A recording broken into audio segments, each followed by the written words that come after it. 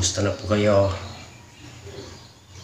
Kahit medyo masama ang pakiramdam dahil mula pa nung Biyernes ng gabi, iba na ang nararamdaman ko. Hanggang kahapon, Sabado. Pero sa awa ng Ama, eto na, okay na. Medyo maayos na. Katatapos lang ang pagsamba. Inuna ko pa rin yung pagsamba sa ating Ama, yung pagpupuri sa Kanya, kung bakit may buhay pa rin tayo hanggang ngayon. Kaya salamat po, Ama. Ingatan mo po ako sa araw-araw. Sana ganun din sa aking pamilya.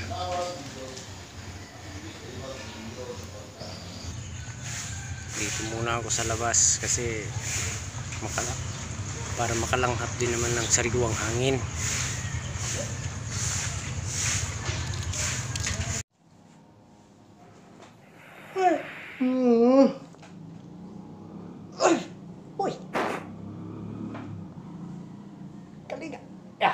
Few moments later, 1 eternity later, 3 days later, 12 seconds later.